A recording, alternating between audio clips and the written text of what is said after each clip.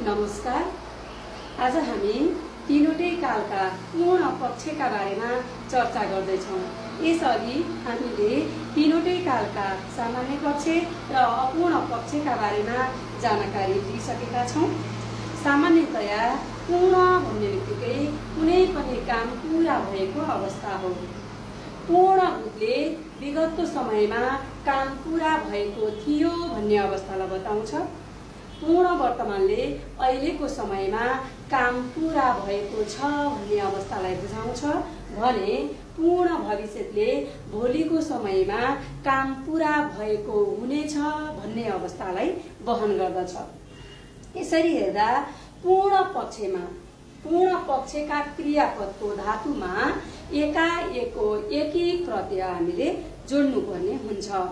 पूर्ण भूत छ भने धातु प्लस एकाएको एकी प्लस थिकारू, पूर्ण वर्तमान छ भने धातु प्लस एकाएको एकी प्लस छकारू र पूर्ण भविष्य छ भने धातु प्लस एकाएको एकी प्लस लेछकारू हुने रहेछ।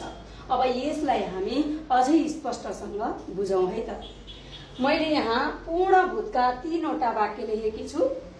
हामीले चित्र बनाएका थियौं, यो पूर्ण भूतमा छ।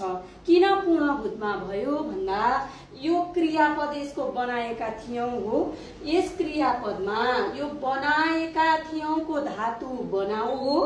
बनाऊ धातुमा एका प्रत्यय जोडिएको छ र पछाडि थियौं पनि जोडिएको छ।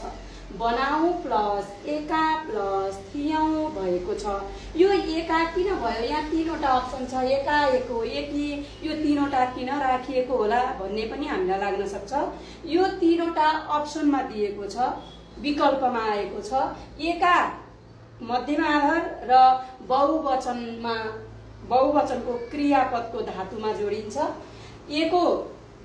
एकवचन पुलिङ्गी क्रियापदको धातुमा जोडिन्छ भने एकी एकवचन स्त्रीलिङ्गी क्रियापदको धातुमा जोडिन्छ। त्यसैले यहाँ एकाएको एकी भनेर दिएको छ। यहाँ हामी बहुवचन हो, प्रथम पुरुष बहुवचन। हामी बहुवचन आएको हुनाले यो बनाऊ धातुमा एका प्रत्यय हामीले जोडेका छौं। बनाऊ प्लस एका बनाएका, अनि थियौं यो हामी भएकाले यता थियौं भयो र भूतकाल भएकाले थिका रूप जोडेको हो। हामीले हिजो सामान्य पक्षमा त्यस पछाडि अपूर्ण पक्षमा पनि थिका रूप भनेर पढेका छौं। सामान्यमा भन्दा पनि अपूर्णमा त्यो थिका रूपभित्र थियो, थिए, थिए, थिइस, थिइन्, थियौ, थियौं आदि पर्दथ्यो। यहाँ हामी भएकाले हामीले थियौं रोजेका हौं हैन। यसरी हामीले चित्र बनाएका थियौं भन्ने बित्तिकै यो पूर्ण भूतमा पर्छ भनेर बुझ्नुपर्छ। यसै गरी अर्को वाक्य छ, रमा बजार डुलेकी थिई।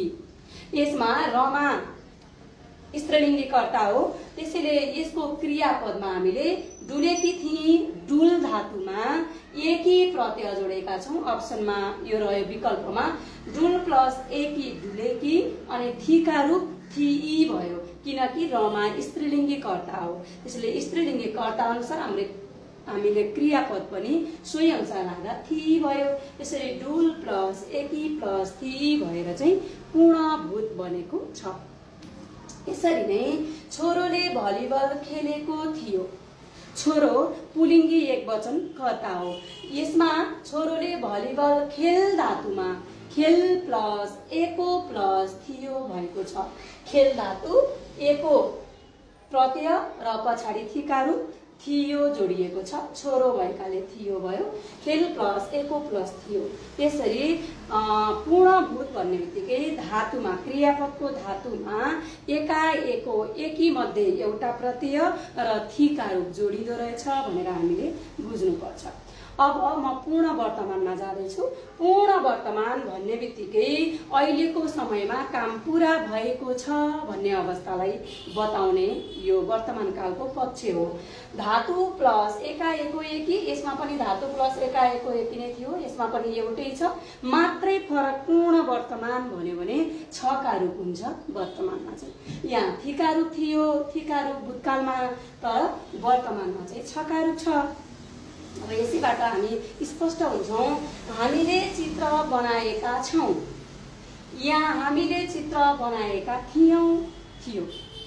पूर्ण भूतमा भने पूर्ण वर्तमानमा हामीले चित्र बनाएका छौं। बनाऊ प्लस एका प्लस छौं मात्रै फरक छौं। यहाँ पनि बनाऊ प्लस एका प्लस थियो, यहाँ पनि त्यही छ, मात्रै फरक यहाँ थियौं यहाँ छौं है। वर्तमान भन्ने बित्तिकै छौं जोड्नु पर्यो, भूतकाल भनेपछि थिका रूप जोड्नु पर्यो। तर पूर्ण भनेपछि त अब भविष्यमा पनि हामीले एकाएको एकी जोड्नै पर्छ। पूर्ण भविष्यमा मात्रै फरक पूर्ण भूत एकाएको एकी प्लस थी, पूर्ण वर्तमान एकाएको एकी प्लस छ। अब अर्को हेर्नुस्, रमा बजार डुलेकी छ वा छे। रमा बजार डुलेकी छ मात्रै पनि भन्न मिल्छ, डुलेकी छे भन्यो भने पनि त्यो गल्ती हुँदैन। रमा बजार डुलेकी छ वा छे, यसमा पनि डुल धातुमा एकी जोडियो, किनभने रमा स्त्रीलिङ्गी कर्ता हो। त्यसैले सोही अनुसार क्रियापदमा हामीले क्रियापदको धातुमा एकी प्रत्यय जोड्नु पर्छ। डुल प्लस एकी प्लस छ वा छे। डुलेकी छ, डुलेकी छे, यो स्त्रीलिङ्गी एकवचन र अनादर क्रियापद पनि हो है। यदि मध्यम आधारमा हामीले राख्यौं भने रमा बजार डुलेकी छिन् वा छन् भन्न पनि सकिन्थ्यो हैन। त्यो चाहिँ मध्यम आधारमा जान्छ, यो चाहिँ अनादरमा छ अर्थात् निम्न आधारमा छ। छोरोले भलिबल खेलेको छ, यसमा पनि छोरो पुलिङ्गी एकवचन हो हैन। छोरो पुलिङ्गी एकवचन भएको हुनाले यो खेल धातुमा एको प्लस छ जोडिएको छ हैन। यहाँ माथि भूतकालमा खेल प्लस एको प्लस थियो जोडिएको थियो, खेल प्लस एको प्लस छ मात्रै फरक छ र थियो छ।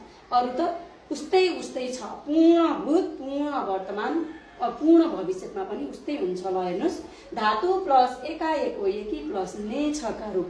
भविष्यकाल भन्ने बित्तिकै हामीले सामान्य भविष्यमा पनि धातु प्लस ने छका रूप भनेर पढिसकेका छौं।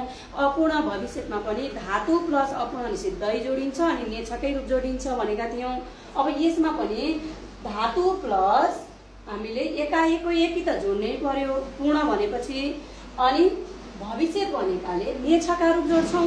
यहाँ हामीले चित्र बनाएका हुनेछौं।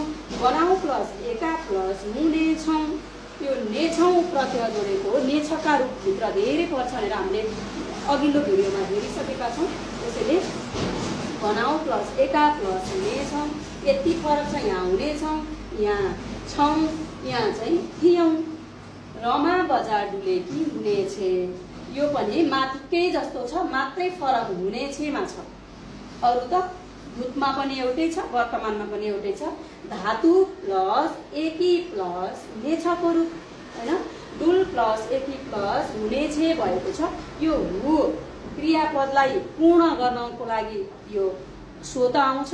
यो नेछका रूप जोड्दाखेरि यो रमा भएकाले नेछे भयो हैन।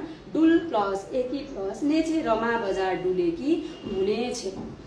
छोरोले भलिबल खेलेको हुनेछ, खेल प्लस एको प्लस नेछका रूप हुनेछ आयो। छोरो एकवचन पुलिङ्गी भएको हुनाले हैन, छोरोले भलिबल खेलेको हुनेछ, यो चाहिँ के भयो पूर्ण भविष्यमा भयो। यसरी हेर्दा हामीले बुझ्नुपर्ने कुरा के रहेछ भन्दा पूर्ण पक्ष भन्ने बित्तिकै यो तीनवटै कालमा के जोडिदो रहेछ, एका एको अनि एकी। यो प्रत्यय त धातुमा जोड्नै पर्यो, धातु प्लस यो हुने नै भयो एकाएको एकी। अब हामीलाई यदि पूर्ण भूत दिएको छ भने धातुका पछाडि एकाएको एकी मध्येबाट एउटा लिइसकेपछि यसका पछाडि हामीले थिका रूप जोड्छौं हैन। त्यो अगाडि कर्ता अनुसार थिए, थियो, थिइस्, थिइन्, थियौ, थियौ हैन आदि हामीले राख्न सक्छौं।